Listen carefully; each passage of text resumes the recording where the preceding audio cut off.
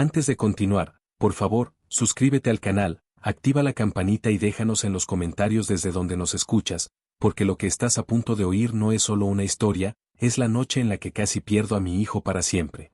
Mi nombre es don Ernesto Ramírez, soy un viejo ranchero de frontera, de manos duras y espalda doblada por la vida, y esta es la historia de cómo, en plena Navidad, la propia familia de mi nuera encadenó a mi hijo Gabriel en un granero, lo dejó con la pierna destrozada, y me quiso hacer creer que él ya no me necesitaba. Esa noche del 22 de diciembre, el viento helado silbaba entre las láminas viejas del techo de mi casa, trayendo olor a tierra fría y a pino húmedo. Yo estaba en la cocina, debajo del foco amarillento, empacando con cuidado unos regalos humildes sobre la mesa, una botella de tequila añejo que yo mismo había cuidado 5 años, un frasco de dulce de guayaba preparado en cazuela de cobre, y una bufanda de lana chueca que yo, con estos dedos torpes, tejí pensando en Laura, la esposa de Gabriel. Mientras doblaba el papel de estraza y amarraba las cintas, mi corazón de padre latía contento, porque al amanecer pensaba tomar el autobús para ir a la ciudad a pasar la Navidad con mi hijo, el orgullo de mi vida. Fue entonces cuando vibró el teléfono, ese aparato que para nosotros, los viejos, sigue siendo cosa del demonio y de los milagros. La pantalla se iluminó con el nombre de Gabriel y se me calentó el pecho. Pensé que era para preguntarme a qué hora llegaba o si necesitaba algo. Pero cuando abrí el mensaje, las letras cayeron como baldes de agua helada sobre mi cara. Decía, viejo, no te atrevas a venir aquí. No te necesito. Muérete solo de viejo. Leí esas palabras una vez, y luego otra, y otra, hasta que los ojos se me nublaron. Sentí como si alguien me hubiera metido la mano en el pecho para arrancarme el corazón y luego lo hubiera tirado al piso, pisoteándolo con una bota sucia. Me quedé de pie ahí, junto al fogón apagado, con el teléfono en la mano temblorosa y el papel de regalo abierto como herida sobre la mesa. Afuera, unos vecinos que regresaban del pueblo me vieron por la ventana y se asomaron a la puerta. ¿Qué pasó, don Ernesto? ¿Trae cara de velorio?, preguntó doña Chayo, esa mujer que todo lo sabe y todo lo comenta. Les enseñé el mensaje sin poder pronunciar palabra, como si mostrarlo me ayudara a entenderlo. Ellos chasquearon la lengua, encogieron los hombros y dijeron lo que dice todo mundo cuando no les toca el golpe. Ay, don Ernesto, ya déjelo, los hijos crecen, se casan y se vuelven ingratos. Así es la vida. Ni modo. Pero yo no soy hombre de tragar cualquier explicación nomás porque sí. Mientras ellos hablaban, yo no podía dejar de ver la pantalla, leyendo una y otra vez esas líneas llenas de veneno. Viejo, no te necesito, muérete solo de viejo. Eso no sonaba a Gabriel. Ese no era el muchacho que de niño se aferraba a mi pierna cuando venía la tormenta, ni el joven que lloró sobre la tumba de su madre prometiendo, papá, pase lo que pase, esta Navidad voy a asarte el mejor cabrito del mundo y vamos a poner el árbol más grande de la colonia. Ese mensaje no traía la voz de mi hijo, traía otra cosa, como si oliera a podrido, como si cada palabra sudara odio ajeno, frío, calculado. Yo conozco a mi hijo mejor que a la palma de mi mano. Gabriel nunca me llamó viejo así, seco, cortante. Él me dice papá, jefe, y cuando anda de buen humor, viejo loco pero con una sonrisa que le brilla en los ojos. Ese mensaje estaba escrito sin acentos, sin una coma bien puesta, como si lo hubiera tecleado alguien que no se fija en los detalles. Pero mi hijo siempre cuida la ortografía, siempre revisa 2 veces antes de mandar algo, porque dice que la forma en que escribes habla de la forma en que respetas a los demás. Ese mensaje, en cambio, era tosco, mecánico, como si un desconocido estuviera echando a patadas a un perro callejero. Mientras los vecinos me decían que hiciera caso, que me quedara en el rancho, que no me rebajara a ir donde no me querían, yo sentí otra cosa dentro de mí, algo antiguo, más viejo que mi edad y más fuerte que mi orgullo. No era simple pena, ni dolor de padre rechazado, era una punzada aquí, en el pecho, una voz que no hablaba con palabras, sino con presentimientos. Los mexicanos la llamamos corazonada, y yo, que he vivido toda mi vida entre montes, balazos lejanos y noches sin luna, he aprendido a respetarla como si fuera una revelación. Mi corazonada me decía que si yo obedecía ese mensaje y me quedaba en casa llorando, algo terrible iba a pasar. Salí a la puerta del rancho y miré hacia el camino de terracería que lleva a la carretera. El cielo estaba negro, sin estrellas, como si Dios hubiera apagado la luz del mundo por un rato. Respiré hondo ese aire helado de diciembre que corta la piel y pensé, si hoy me ofendo y no voy, mañana tal vez ya no tenga a quien visitar. Y te juro, como hombre y como padre, que en ese momento sentí algo que nunca voy a olvidar, era como si, por un segundo, el tiempo se hubiera roto y yo alcanzara a ver una imagen fugaz del amanecer siguiente, yo, parado en un granero ajeno, frente al cuerpo frío de Gabriel, encadenado del tobillo, con la mirada perdida y la pierna destrozada. Sacudí la cabeza tratando de expulsar esa visión, pero en lugar de irse se hizo más nítida, más pesada. Entonces lo entendí, ese mensaje no era una simple grosería de un hijo cansado, era un aviso, un truco, una trampa puesta por manos sucias que odiaban a mi muchacho y que seguramente lo tenían bajo su poder. No supe cómo ni por qué, pero supe, con la certeza con la que uno sabe que el sol saldrá por el oriente, que mi hijo estaba en peligro de muerte. Y que si yo no me movía esa misma noche, la Navidad no traería villancicos ni abrazos, traería un ataúd. Por eso, mientras los vecinos se iban murmurando que estaba loco, cerré la puerta de la cocina, apagué el foco amarillento y me quedé solo con el silencio del rancho y el brillo frío del celular. Me miré en el vidrio de la ventana, un viejo de pelo blanco, ojos cansados pero todavía encendidos. Y ahí, hablándole más a Dios que a mí mismo, dije en voz baja, si me hubiera quedado a dormir, mañana amanecería con un hijo muerto, encadenado como animal en un granero que no es suyo. Ese pensamiento fue el que prendió la mecha. Aquella noche del 22 de diciembre, sin saberlo, di el primer paso hacia la guerra más grande de mi vida. Y mientras guardaba el teléfono en el bolsillo y miraba la maleta lista junto a la puerta, sentí que tenía que contarte esta historia desde el principio, para que entiendas que a veces un simple mensaje de texto puede ser la diferencia entre la vida y la muerte. Porque si tú, que me estás escuchando, alguna vez recibes algo que huela a odio donde debería haber amor, acuérdate de mí, de don Ernesto, y de esta noche en la que decidí no quedarme sentado esperando la desgracia. Aquí es donde empieza todo, y créeme, lo que viene después es mucho más oscuro de lo que imaginas. La madrugada avanzaba despacio, como si el tiempo mismo estuviera conteniendo la respiración conmigo. Allí, entre el olor a leña húmeda y el silencio del rancho, me quedé un momento sentado en la vieja silla de madera que cruje cada vez que uno se mueve.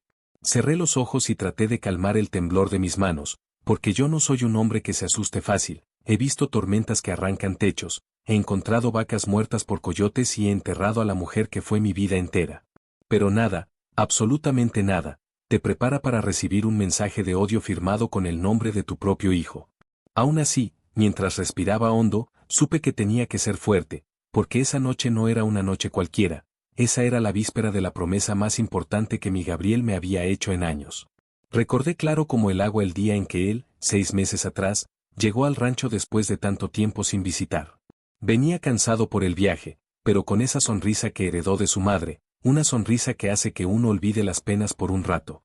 Me abrazó fuerte, como cuando era niño y se escondía detrás de mis piernas cuando ladraban los perros grandes. Puso una mano sobre mi hombro, miró alrededor del rancho y me dijo, papá, esta Navidad tienes que venir conmigo a la ciudad. Te voy a asar el mejor cabrito de tu vida, te lo juro. Vamos a poner un árbol tan grande que se va a ver desde la calle. Yo me reí, le dije que con que hubiera frijoles y tortillas yo era feliz, pero él insistió. No, papá, este año va a ser especial. Esa promesa, casi lo puedo jurar, fue lo que me mantuvo vivo los últimos meses. Porque los que vivimos solos en el campo sabemos que la noche cae más pesada cuando no hay quien te espere. Y yo, viejo ya, encontraba consuelo limpiando el establo, regando las plantas, y pensando que pronto estaría con Gabriel compartiendo una comida caliente. Al recordar eso, el mensaje cruel me dolió el doble, como si alguien hubiera pisado la memoria más bonita que tenía guardada. Pero incluso entonces, algo dentro de mí se negaba a creer que mi hijo hubiera roto su palabra así, de repente, sin explicación, justo antes de Navidad. Miré la mesa donde estaban todavía los regalos envueltos. La botella de tequila añejo brillaba con un tono ámbar bajo la luz. Yo mismo la había cuidado pacientemente durante 5 años, girándola de vez en cuando, manteniéndola lejos del sol para que el sabor no se arruinara. El dulce de guayaba, espeso y dorado, lo había hecho esa misma mañana. Y la bufanda, bueno, esa bufanda me costó semanas enteras, porque mi torpeza para tejer es legendaria. Aún así la hice, pensando en Laura, la esposa de Gabriel, porque nadie merece pasar el frío sin algo que abrigue el cuello. Pero al ver esos regalos, un escalofrío me recorrió la espalda. ¿De qué servían ya? ¿Para quién serían si ese mensaje era cierto? Me quedé observando la maleta abierta junto a la puerta del rancho. Adentro, doblada con cuidado, estaba mi chamarra gruesa, la de borrego por dentro, esa que usaba en los inviernos más duros. También había puesto una camisa limpia, mis mejores botas y una foto vieja de Gabriel cuando tenía 10 años y posaba orgulloso con la primera vaca que domesticamos juntos. Era la única foto que me quedaba de él de niño, porque hace años un incendio pequeño quemó varias cosas en el cuarto. Esa foto la llevaba siempre que lo visitaba, como amuleto. Pero esa noche la agarré entre mis dedos y se me hizo un nudo en la garganta. Algo me dijo que esta vez no la llevaba por nostalgia, sino por fuerza. Me paré despacio, agarré la navaja de mango de roble que guardo desde mis tiempos de leñador y la limpié con un trapo viejo. No por violencia, sino por instinto. Uno que sabe cómo es el mundo entiende que a veces la vida no se pone en modo de abrazos, a veces se pone en modo de defender lo que es tuyo, aunque ya tengas los huesos frágiles. No sabía que me iba a encontrar en la ciudad, pero cualquier padre que ama a su hijo entiende que hay caminos que uno no puede evitar. Y uno de ellos es el camino que lleva a la verdad. Salí al patio, mirando cómo la luna se escondía tras las nubes. El aire estaba tan helado que al respirar sentía como se me endurecían los pulmones. Oí los grillos a lo lejos, un perro ladrando en la otra loma y el crujido del pasto seco bajo mis botas. Todo parecía tan normal, tan tranquilo, y aún así, mi corazón no dejaba de golpearme el pecho, como si quisiera decirme que la calma era falsa, como si una sombra oscura estuviera acercándose sin hacer ruido. Fue entonces cuando lo dije en voz alta, sin querer: Gabriel, ¿dónde estás, hijo mío? Entré de nuevo a la casa, agarré la maleta y el celular, y antes de apagar las luces, me quedé de frente al pasillo largo que lleva a las habitaciones. Ese pasillo lo había caminado miles de veces cuando Gabriel era niño.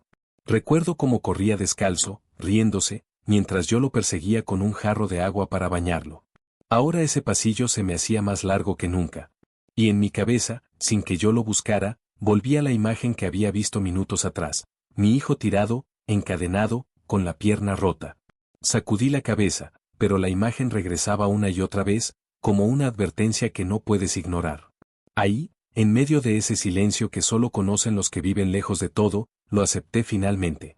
Acepté que no podía esperar hasta el día siguiente, que no podía confiar en que el mensaje era un arranque de enojo, ni un berrinche de adulto. Acepté que mi hijo podía estar sufriendo, o peor, que podía estar peleando por su vida sin nadie que lo ayudara. Y acepté algo más, que si yo no actuaba, nadie más lo haría. Los que se casan y forman familia nueva a veces terminan rodeados de gente que no los cuida, sino que los hunde. Y esa sospecha me quemó como hierro al rojo. Agarré la maleta, cerré la puerta, volteé por última vez hacia mi casa vacía, y en la oscuridad del camino dije algo que no olvido: si las cosas están mal allá afuera, no voy a esperar noticias. Yo mismo voy a encontrarte, Gabriel. Yo mismo. Y con esa decisión, con el corazón apretado y la corazonada retumbando más fuerte que el viento, di el primer paso hacia la carretera, sin saber que lo que venía después no iba a ser solo un viaje de padre preocupado, sino una noche de guerra. La noche seguía avanzando mientras yo caminaba rumbo a la carretera, cargando la maleta en una mano y la corazonada en la otra. El silencio del campo a esa hora tiene algo raro, como si el mundo entero contuviera el aliento. Cada paso que daba levantaba un pequeño crujido del pasto seco, y aunque alrededor solo había oscuridad, yo sentía que algo me observaba desde lejos, algo que no pertenecía al campo ni a la vida tranquila del rancho. Era un presentimiento pesado, casi físico, que me jalaba hacia adelante como si me empujara en la espalda. Cuando por fin llegué al camino principal, el viento me golpeó de lleno, helado, cortante, y por un instante me pregunté si de verdad debía seguir adelante. Pero entonces, volví a ver el mensaje en mi mente, como si la pantalla estuviera frente a mí: muérete solo de viejo. Esa frase me dio la fuerza para no detenerme. Llegué a la terminal de autobuses, una construcción vieja, con paredes grafiteadas y bancas de metal que parecían mordidas por el óxido. El techo filtraba aire frío por todas partes, y apenas habían 2 personas dormidas abrazando mochilas. Compré el primer boleto disponible hacia la ciudad, sin preguntar horarios ni conexiones. Solo quería subir, moverme, llegar. El chofer, un muchacho de unos 30 años mascando chicle, me miró como se mira a alguien que carga una historia pesada en los hombros. ¿Va lejos, jefe?, preguntó sin malicia. ¿A dónde esté mi hijo?, respondí. Él se quedó callado, moviendo la mandíbula despacio, como si entendiera más de lo que dijo. Apenas me senté en el último asiento del camión, el motor encendió con un rugido metálico y las luces interiores parpadearon. Afuera, la noche parecía una tinta negra que el autobús comenzaba a cortar. Miré mi celular por enésima vez, esperando que Gabriel contestara, que llamara, que dijera algo que deshiciera el nudo en mi pecho. Pero nada. Solo ese mensaje cruel, seco, que parecía escrito por alguien que nunca en su vida me había visto trabajar bajo el sol, o que no sabía que yo, con estos huesos viejos, todavía sería capaz de caminar kilómetros y eso significaba proteger a mi hijo. Decidí llamar. Marqué una vez. Buzón. Marqué otra. Buzón. Ahí fue cuando la sospecha se volvió miedo. Un miedo frío, distinto al miedo de ver una víbora o escuchar un balazo. Era el miedo silencioso de un padre que presiente que su hijo está sufriendo lejos y no puede abrazarlo. Intenté quedarme tranquilo, respirar, pensar positivo. Pero el silencio del buzón se me clavaba como una aguja en la nuca. Y entonces pensé en Laura, mi nuera. Aunque algo de ella siempre me pareció distante, nunca imaginé que me colgaría un teléfono en la cara. Así que la llamé. 1, 2, 3 tonos. Cuando por fin contestó, lo hizo con la voz temblorosa, ahogada, como si llorara o estuviera respirando muy cerca de alguien que la vigilaba. Bueno, papá. ¿Eres tú? Dijo con un hilo de voz que me puso los pelos de punta. Yo traté de sonar calmado, aunque por dentro sentía que el corazón quería salirse por la garganta. Laura, ¿dónde está Gabriel? ¿Por qué me mandó ese mensaje? Estoy por salir de viaje. Hubo silencio. Un silencio extraño, tenso, como cuando una serpiente se queda quieta antes de atacar. Entonces ella balbuceó, él está durmiendo. Ah no, digo, estamos en el aeropuerto. Vamos a Cancún. Hay mucho ruido. No vengas, por favor. Gabriel está cansado. No quiere hablar. La mentira olía a sudor, a miedo, a pólvora. He vivido muchos años, y cuando alguien te miente, la voz cambia, la respiración se corta, el silencio se estira. Eso fue lo que escuché en Laura. Pero hubo otra cosa todavía más inquietante, el ruido de fondo no era el de un aeropuerto. No se oían anuncios, ni gente arrastrando maletas, ni el típico murmullo de turistas. Lo que escuché fue bajo, retumbante, un narcocorrido. Uno de esos que hablan de pistolas cromadas, paquetes cruzando la frontera y sangre derramada. Gabriel detestaba esa música. Él decía que glorificaba la muerte. Así que, ¿por qué se escuchaba eso detrás de Laura? Intenté preguntar de nuevo, insistiendo en que me pasara a Gabriel. Pero nunca terminé la frase. Una voz gruesa, ronca, áspera, se escuchó cerca de ella. Una voz de hombre que no conocía, que no pertenecía a mi familia. Cuelga ya. Dile a ese viejo que se largue. Tú, cuelga o te jodo, gritó, y luego se escuchó un golpe seco, un gemido de ella, y la llamada se cortó. Me quedé con el celular temblando en la mano, con el sonido de esa voz rebotando dentro de mi cabeza. Y ahí fue cuando la sospecha se convirtió en certeza, algo malo estaba pasando. Algo terrible. El chofer me miró por el retrovisor con curiosidad. ¿Todo bien, jefe?, preguntó. Pero, ¿cómo explicarle a un desconocido que la voz de un hombre que no conocía acababa de decirle a mi nuera que me echara como si fuera un perro? ¿Cómo explicarle que Gabriel, el hombre más derecho que conozco, no contestaba? Así que solo asenté con la cabeza. Sí, todo bien, hijo. Los jóvenes ahora cambian de planes a última hora. Él sonrió y dijo, capaz que le tienen una sorpresa, jefe. Los muchachos de ahora se alivianan bien rápido. Pero yo sabía que no era eso. Ese mensaje no era un arranque. Era una advertencia. Me quedé viendo por la ventana como la carretera se extendía interminable, iluminada solo por los faros del camión. Los árboles pasaban rápido, negros, retorcidos como sombras. Y mientras avanzábamos, mi corazón iba a un ritmo que no era normal. Era como un tambor de guerra. Sentía que cada kilómetro que dejaba atrás me acercaba a una verdad horrible. Mis manos se apretaban sobre la maleta, como si esa maleta fuera el único ancla que me mantenía cuerdo. Y dentro de ella, junto a la ropa y los regalos, estaba la navaja de roble que he cargado medio siglo. Me había acompañado para cortar madera, para preparar comida, y, si era necesario, para defender la vida. Ahí, mirando oscuridad tras oscuridad, lo dije para mis adentros, Gabriel está en peligro. Algo lo retiene. Algo lo amenaza. Y esa gente que habla detrás de Laura no quiere que yo llegue. No sabía aún qué tan cierto era. No sabía que esas voces, esos ruidos, esas mentiras, eran la antesala de un infierno que apenas comenzaba. Pero si sabía una cosa, yo no iba a dejar que nadie me parara. Porque un padre que presiente que su hijo sufre, es un padre que se vuelve lobo. El autobús avanzaba tragándose la carretera como un animal viejo pero terco, y yo iba sentado en la última fila, encogido, abrazando la maleta como si fuera un salvavidas en medio de un mar oscuro. El viento golpeaba las ventanas, silbando como si quisiera colarse dentro y arrancarme los pensamientos. Cada vibración del motor se mezclaba con el golpeteo de mi corazón, que desde la llamada con Laura no había vuelto a su ritmo normal. Miré alrededor, los demás pasajeros dormían, algunos roncando, otros recargados en las ventanas empañadas. Para ellos esa noche era una noche cualquiera. Para mí, podía ser la última noche en la que mi hijo estuviera vivo. El chofer encendió la radio bajito, y una canción ranchera se mezcló con el rugido del motor. Era irónico, la música hablaba de amores perdidos, de hijos que se van lejos y no regresan. Y aunque yo nunca he sido hombre de llorar por canciones, esa letra me apretó los ojos y me hizo tragar saliva. Miré mis manos, llenas de arrugas, de cicatrices viejas por cargar leña, por trabajar la tierra, por sobrevivir a una vida dura. ¿Serían suficientes para enfrentar lo que fuera que estaba pasando en la casa de Gabriel?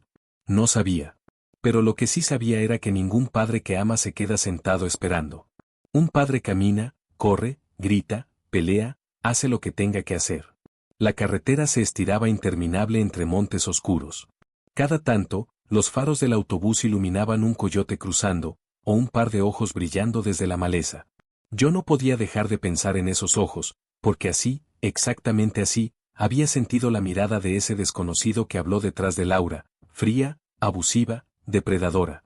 No pude evitar imaginarlo cerca de Gabriel, respirándole encima, ordenándole, golpeándolo.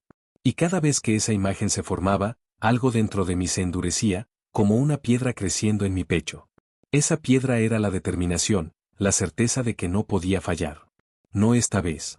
Intenté leer el mensaje de nuevo, no para torturarme, sino para encontrar alguna pista, algo que hubiera pasado por alto en medio del shock. Pero no había nada. Solo esas palabras cargadas de veneno, no te necesito. Muérete solo de viejo. No eran más que texto, y aún así, cada vez que las leía sentía el olor de un establo oscuro, de humedad, de cadenas.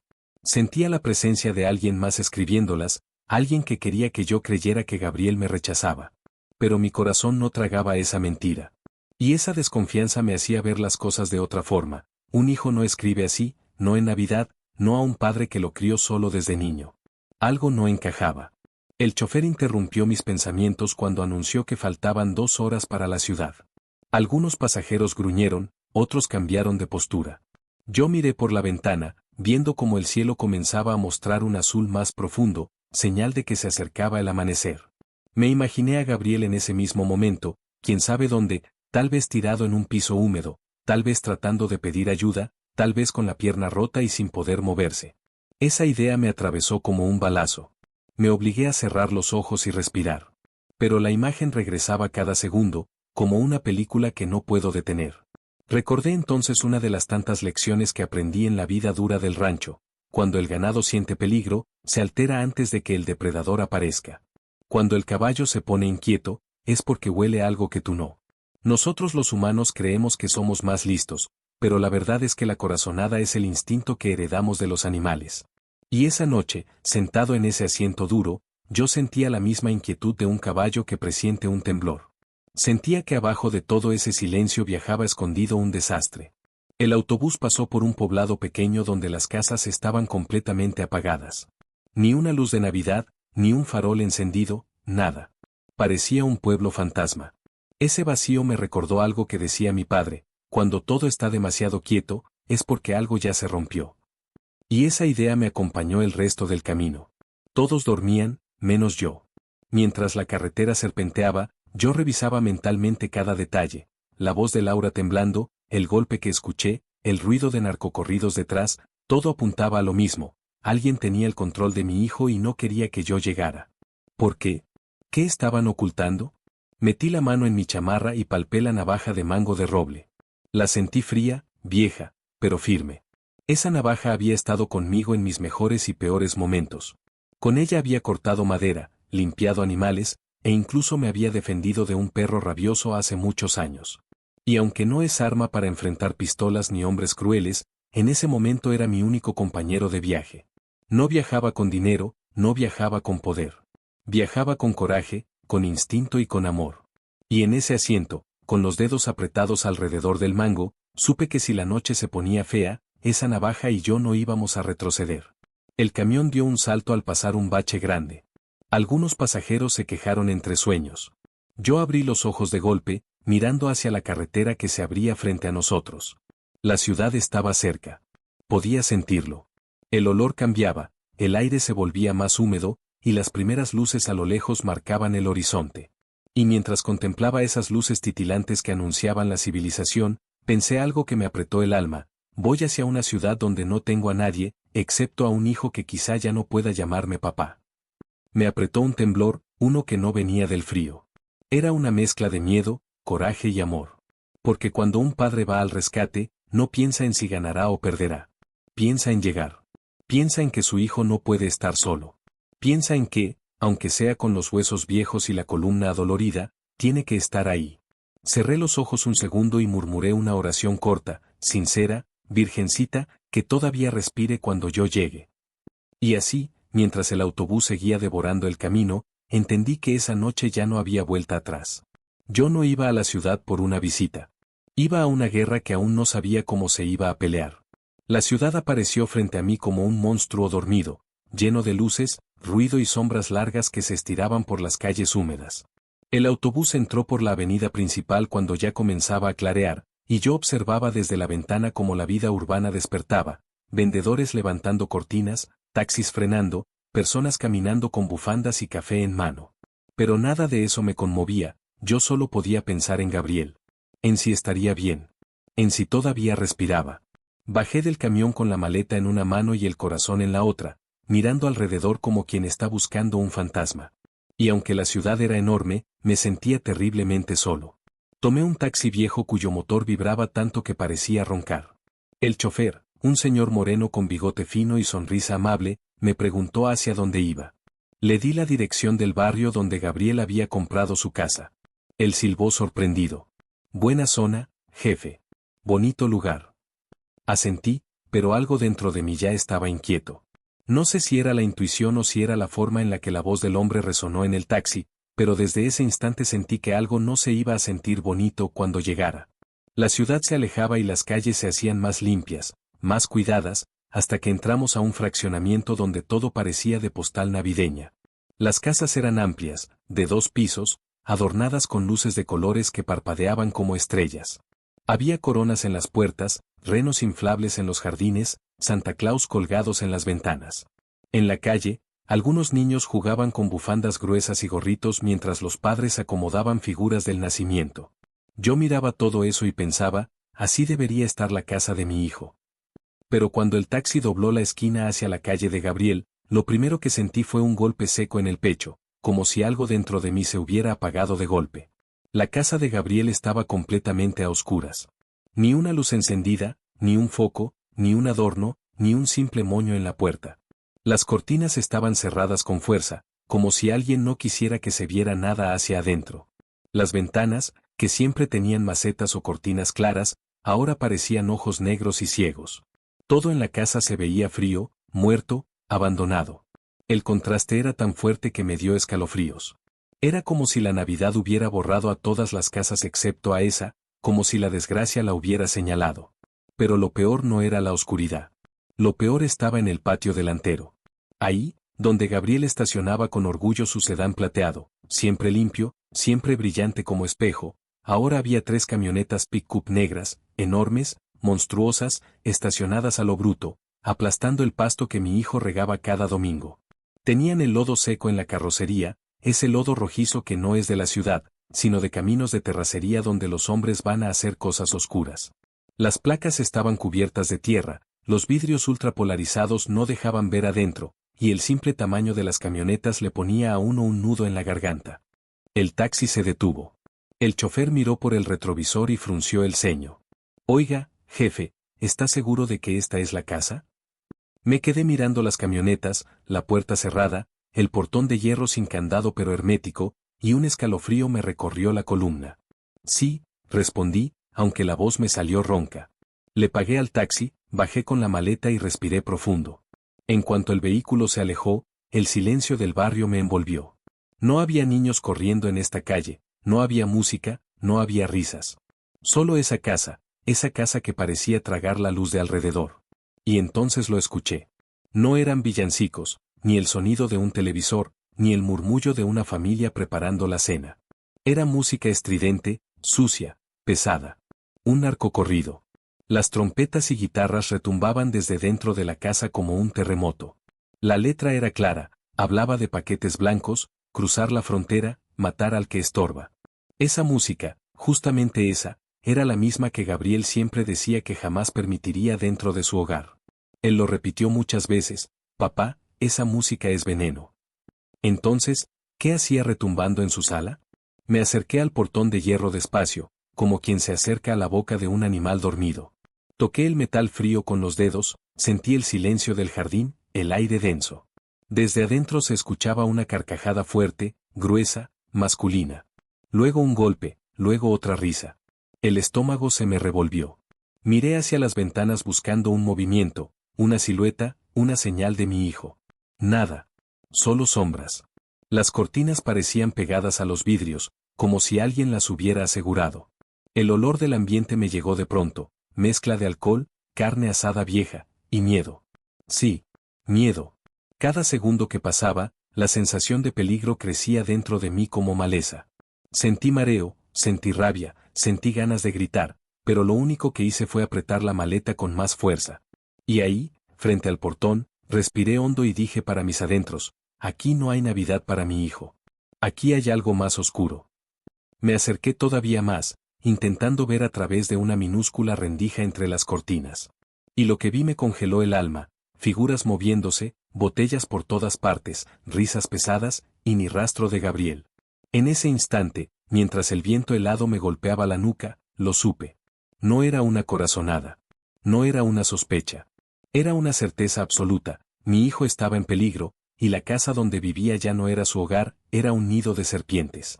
Me enderecé, ajusté la chamarra y apreté los puños. Porque un padre puede sentir miedo, sí, pero ese miedo jamás lo detiene cuando sabe que su hijo lo necesita. Y ahí, con el corazón latiendo como tambor, di el primer paso hacia la puerta. Toqué el timbre una vez, con decisión, pero sin agresividad. Solo quería que alguien saliera a decirme dónde estaba mi hijo. El sonido metálico del timbre se perdió entre la música narcosa que retumbaba dentro. Esperé unos segundos. Nada. Toqué de nuevo, esta vez dejando el dedo un poco más tiempo. La música bajó abruptamente, como si alguien hubiera bajado el volumen con furia. Mi corazón empezó a acelerar. Era como ver cómo una fiera dormida abre los ojos de golpe. Detrás de la puerta se escucharon pasos rápidos, murmullos, y el movimiento de alguien respirando con molestia. La chapa giró con brusquedad. La puerta se entreabrió apenas unos centímetros, lo suficiente para que una silueta se asomara. Era Lorena, mi nuera. Su rostro, que solía ser suave y risueño, estaba pálido como las calorías. Tenía ojeras profundas y la mirada perdida, como si hubiera llorado durante horas o como si hubiera visto algo que la rompió por dentro. Traía un suéter viejo encima de un camisón de seda, pero su ropa no era lo que llamaba la atención, sino su expresión: miedo puro. Cuando me vio parado ahí, cargando mi maleta, sus ojos se agrandaron de horror. Papá, ¿qué haces aquí?, balbuceó, con la voz temblorosa. Ese temblor no era de frío, era del alma. Su mano sujetaba la puerta como si dependiera de ello para no desmayarse. Yo la miré directo a los ojos, buscando una señal, una chispa, un poco de ternura, pero lo único que encontré fue terror. Vine porque recibí un mensaje de Gabriel diciendo que no fuera. Y eso no es normal. Vine porque soy su padre, respondí con firmeza, pero con un nudo en la garganta. Lorena cerró un instante los ojos como si acabara de cometer un error gravísimo con solo abrirme la puerta. Intenté dar un paso hacia adelante, pero ella movió rápidamente la mano para bloquear el paso. No me dejó entrar. No puedes pasar. Gabriel está durmiendo. Está muy cansado, mintió. La voz se le quebraba como si cada palabra fuera una mentira que le costaba la vida pronunciar. Regresen mañana, papá. De verdad, él no quiere ver a nadie. Yo la observé con una mezcla de confusión y preocupación. ¿Por qué temblaba así? ¿Por qué no podía sostenerme la mirada? ¿Por qué olía el ambiente a alcohol, sudor y algo más, algo rancio. Lorena, dije con un tono más firme. ¿Por qué hay camionetas afuera? ¿Y por qué está esa música? ¿Y por qué tus papás están en la sala si mi hijo está cansado?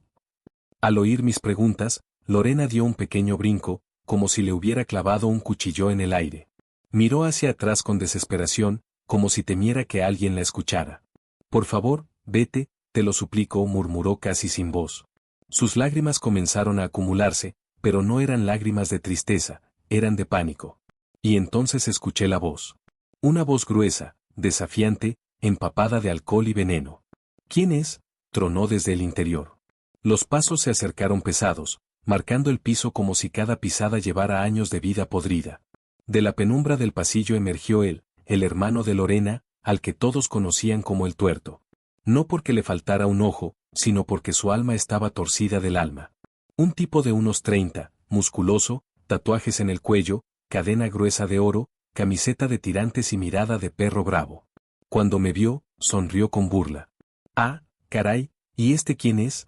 El repartidor de verduras, dijo dando un paso hacia mí, acercándose peligrosamente a la puerta. El olor a cerveza y cigarro rancio me golpeó el rostro. Lorena retrocedió, apretando los labios para no llorar más.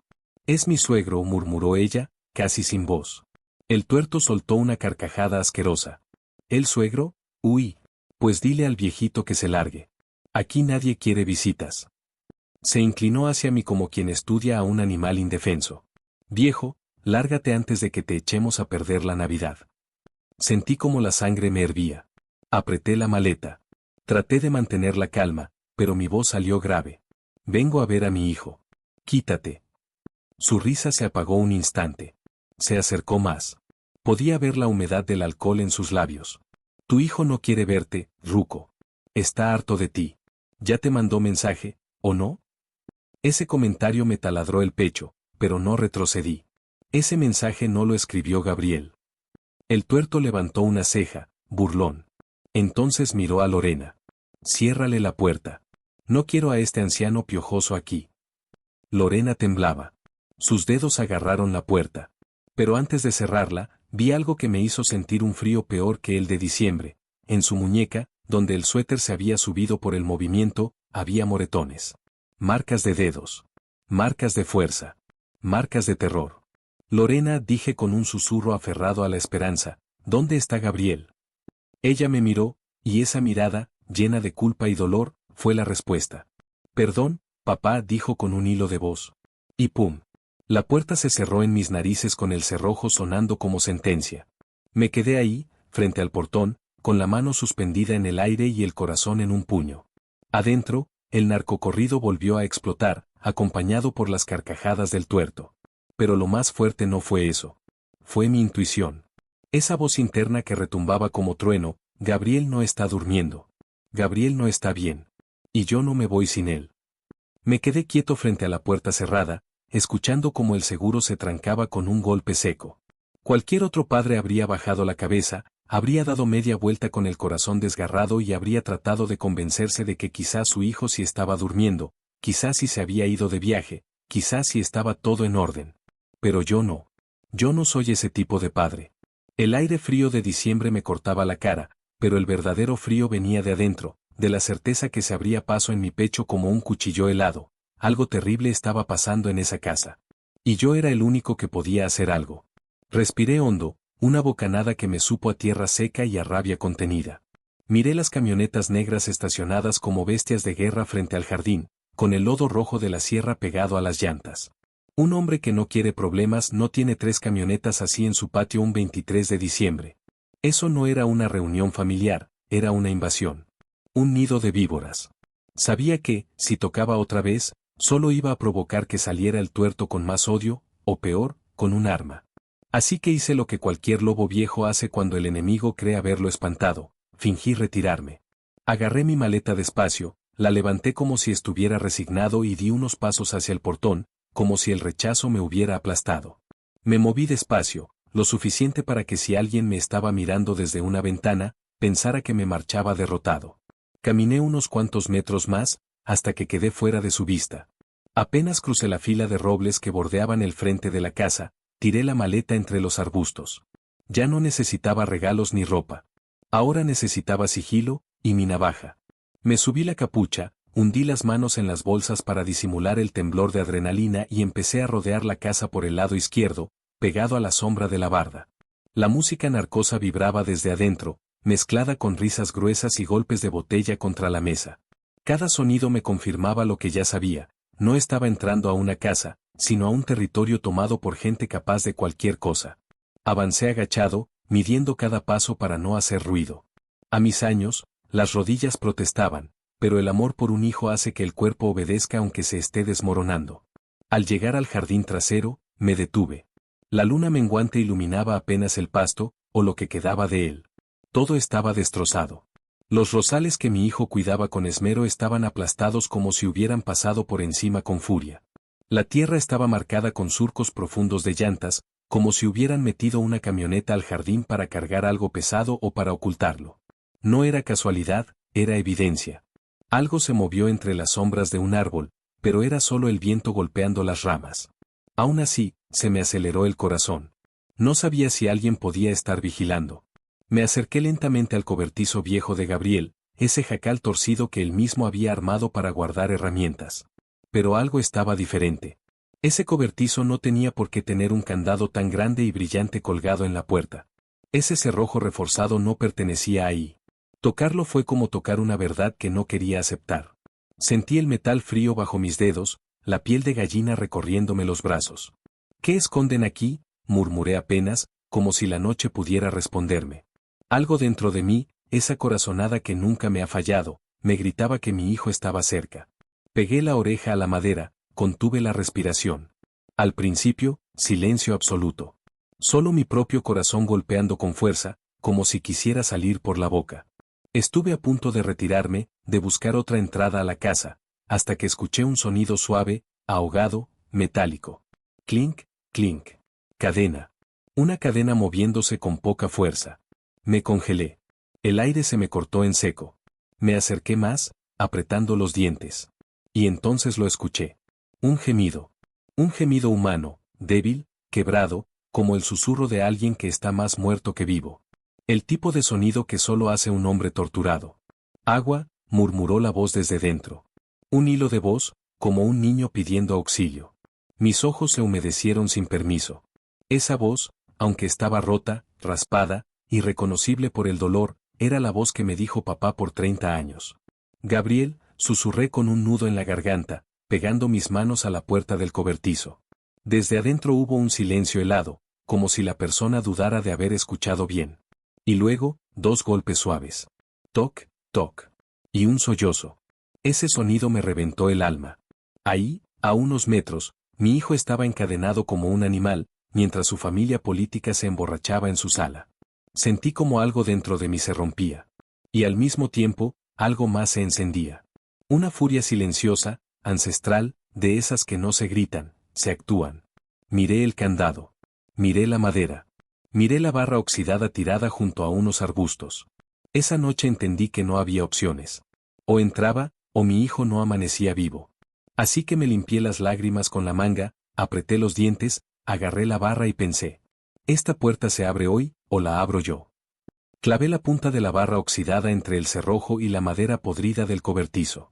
Sentí como mis manos temblaban, pero no por miedo, sino por la mezcla brutal de furia y desesperación que me estaba quemando por dentro. Aguanta, hijo, ya voy, susurré mientras hacía palanca. El metal rechinó, la madera crujió como hueso viejo rompiéndose. Era un sonido horrendo, pero para mí fue música, significaba que estaba un paso más cerca de mi muchacho. Metí el hombro, empujé con todo lo que mis viejas vértebras podían dar. Hasta que, crack, el cerrojo se desprendió, llevándose con él un pedazo del marco. La puerta se abrió lentamente, gimiendo como si también sufriera. Un olor húmedo, helado y sucio me golpeó la cara. Pero ese no fue el golpe fuerte. Lo que me dejó sin aire fue lo que vi con la luz tenue de mi teléfono cuando encendí la linterna. Ahí, tirado en el suelo de tierra, encogido, temblando como un animal herido, estaba mi hijo Gabriel. Mi muchacho de mirada noble, mi orgullo, mi alegría, reducido a un cuerpo magullado y casi irreconocible. Tenía el torso desnudo, la piel morada por los golpes, los brazos atados con cuerda áspera al poste principal del cobertizo. Mis rodillas flaquearon.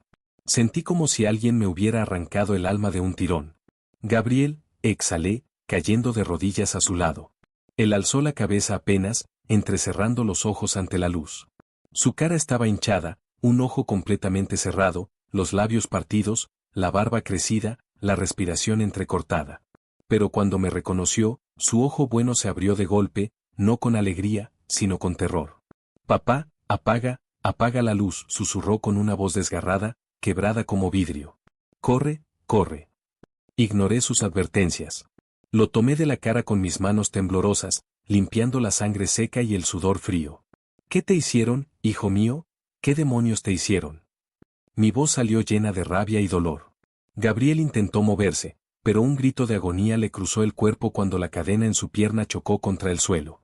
Y ahí la vi completa, una cadena de acero gruesa, de las que se usan para perros bravos, apretada alrededor de su tobillo hinchado, morado, deformado. El otro extremo estaba fijado al piso con un grillete clavado en concreto. La pierna no solo estaba rota, estaba destrozada en un ángulo imposible. Ver eso fue como recibir un balazo en el pecho. No sabía si llorar, gritar o matar a alguien. Lo único que pude hacer fue tocar su pierna con manos desesperadas. Dios santo, hijo, ¿quién te hizo esto?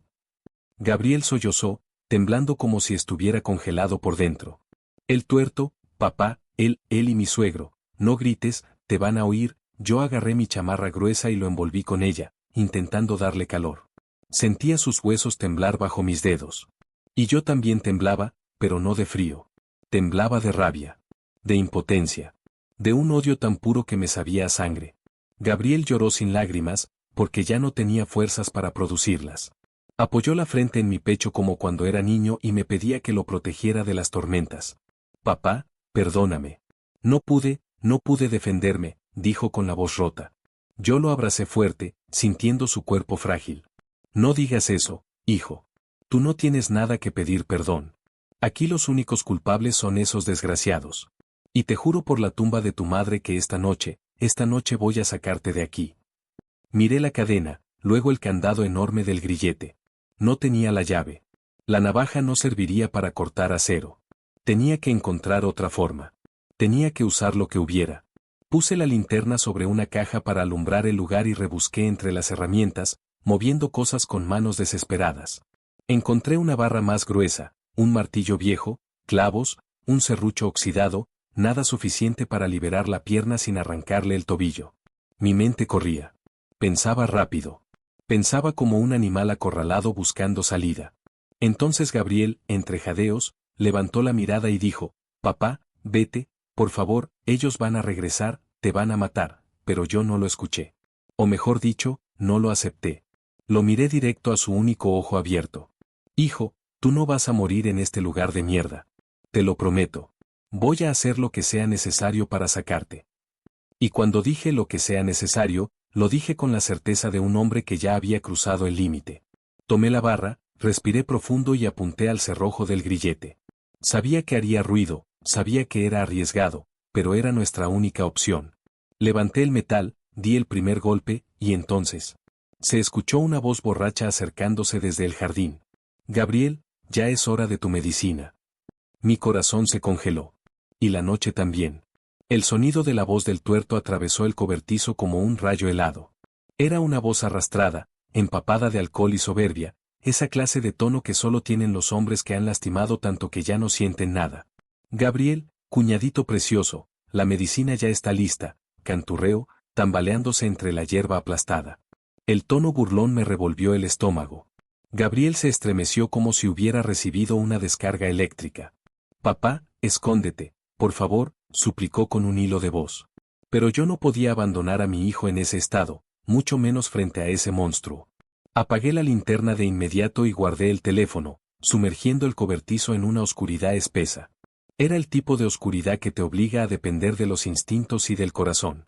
Tomé la barra oxidada con una mano, la navaja de mango de roble con la otra. Mis dedos sudaban, pero mi mente estaba fría, afilada como nunca. Me pegué a la pared junto a la puerta, justo detrás del arco, donde el tuerto no me vería al entrar.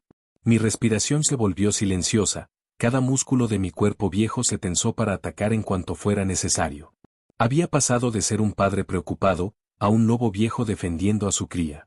Los pasos del tuerto se acercaron, lentos pero pesados, dejando hundidas huellas en la tierra. Cada pisada venía acompañada del tintinear de una botella medio vacía.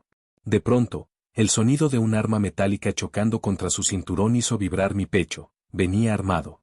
«Feliz Nochebuena», cuñadito dijo entre risas, empujando la puerta con un golpe. La hoja de madera abierta dejó entrar un rayo de luz de luna que dibujó la silueta imponente del tuerto en el marco. Venía con una pistola negra en la mano izquierda y la botella en la derecha.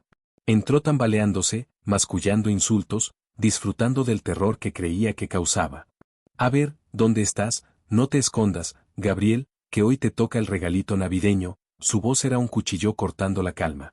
Avanzó unos pasos, buscando con la mirada borracha el cuerpo de mi hijo.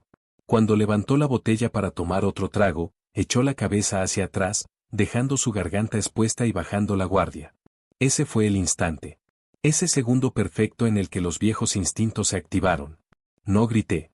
No dudé. No pensé. Solo actué. Salí de la sombra como un rayo. Con la barra levantada, apunté directo a la mano que sostenía la pistola. El golpe fue seco, brutal, limpio. POC. Sentí el crujido del hueso bajo el impacto. El tuerto gritó como un animal herido. La pistola salió volando y chocó contra el piso del cobertizo, perdiéndose entre la basura y la tierra. «¿Qué chinga?», gritó, volteándose hacia mí con los ojos encendidos de odio y sorpresa. No esperaba encontrar a un viejo de pelo blanco con mirada de fuego y una barra en las manos. Intenté dar otro golpe, esta vez dirigido a su rodilla, pero aunque estaba borracho, tenía reflejos de calle. Retrocedió apenas y la barra solo rozó su muslo. Con un gruñido lleno de ira, me aventó la botella directo a la cara. Me agaché por puro instinto. La botella pasó rozando mi oreja y estalló contra el poste, salpicando vidrios por todas partes. En ese instante, el tuerto se me lanzó encima como toro bravo. El impacto me tiró hacia unos costales viejos y sentí como el aire se me escapaba del pecho. Se me cayó la barra. «Viejo de mierda, te voy a matar», rugió, montándose sobre mí. Caímos al suelo, él encima, las manos gruesas y frías cerrándose alrededor de mi cuello. Sus dedos apretaban con una fuerza brutal, asfixiándome. Mi vista se nubló, veía manchas negras, escuchaba un zumbido agudo en los oídos. Busqué aire desesperado mientras el tuerto acercaba su cara a la mía, riéndose con dientes amarillos. «Te dije que te largaras. Te lo advertí». Gabriel gritaba en el suelo, jalando la cadena con desesperación. «Papá, no, papá». Pero la cadena no cedía, y su pierna rota solo le causaba más dolor. Yo, con la visión casi perdida, con los brazos temblando, logré mover mi mano libre hacia el bolsillo interior de la chamarra. Mis dedos rozaron el mango de madera, mi vieja navaja, mi compañera de toda la vida. Tenía solo segundos antes de perder el conocimiento. Con la última chispa de fuerza que me quedaba, abrí la navaja con un clic que sonó como trueno dentro de mi cabeza. El tuerto no lo escuchó. Estaba demasiado ocupado ahorcándome. Busqué un punto débil. Recordé cómo se mata a un cerdo, cómo se desangra un venado. No ataqué a lo loco. Fui directo al instinto más antiguo.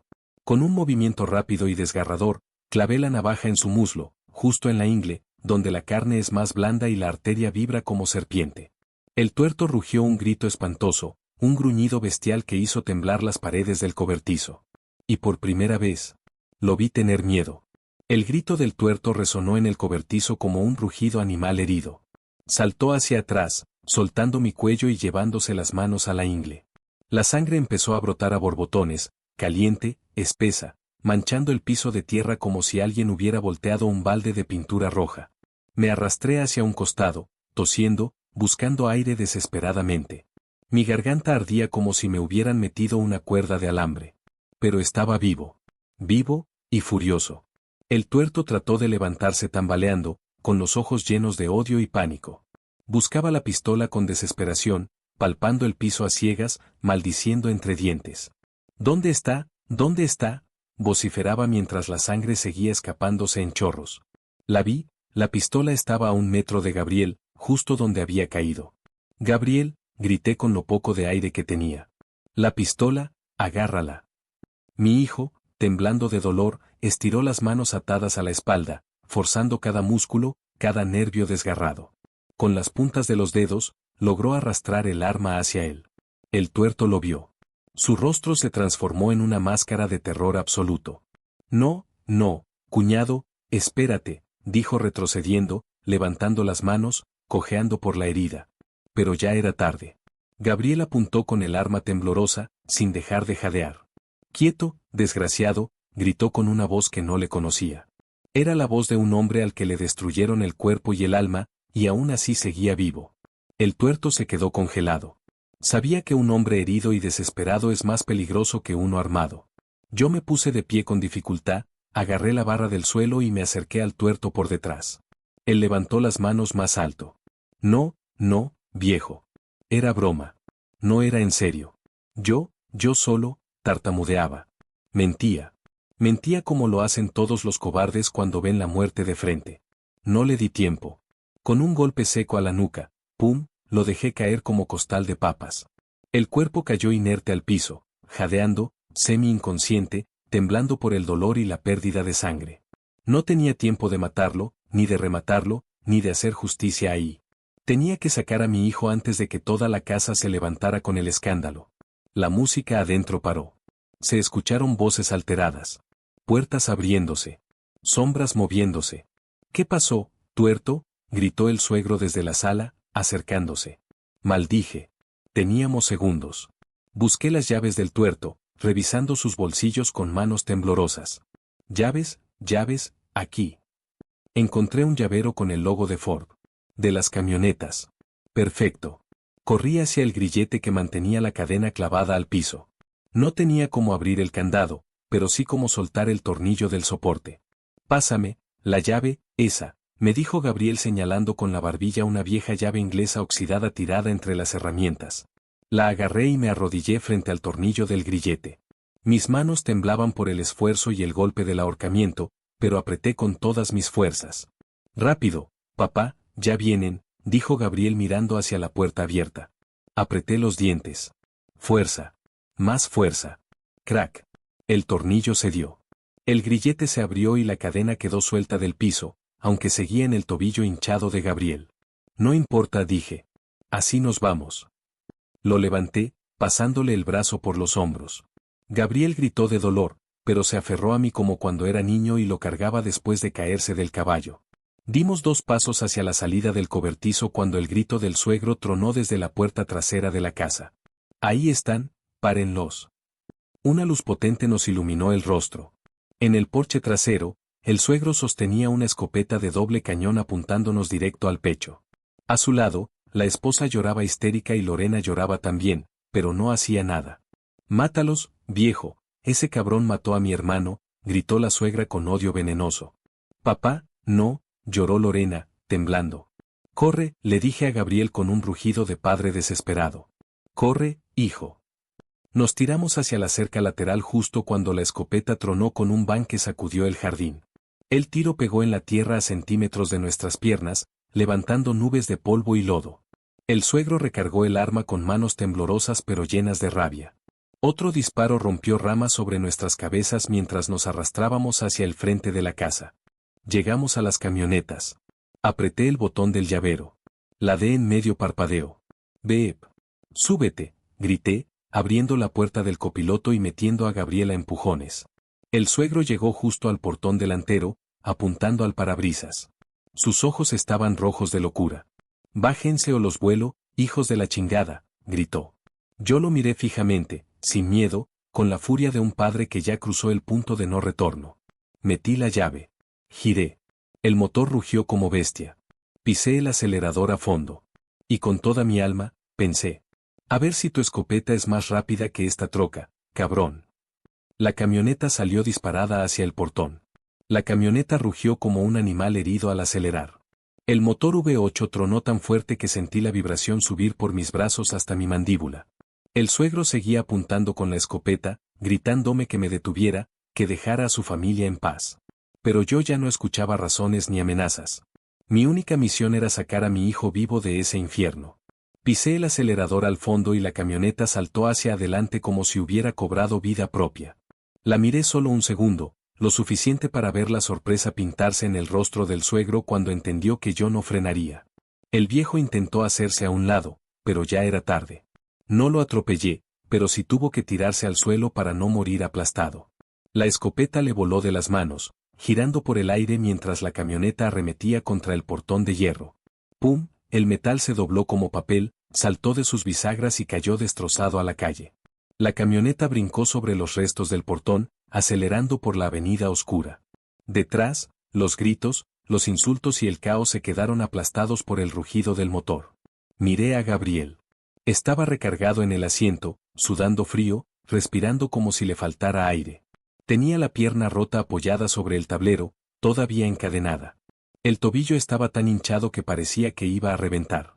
La piel morada, la sangre seca, la forma torcida como de muñeco mal armado. Me desgarró el alma verlo así. Toqué su rostro helado. Gabriel, hijo, mírame, mírame. Sus ojos estaban vidriosos, perdiéndose. Papá, tengo mucho frío, murmuró. El corazón se me cayó al estómago. Sabía lo que eso significaba. Shock. Hipotermia.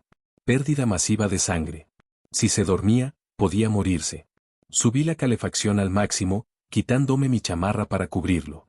No te duermas, hijo, no te duermas, insistí, golpeándole suavemente las mejillas. Habla conmigo. Dime cualquier cosa.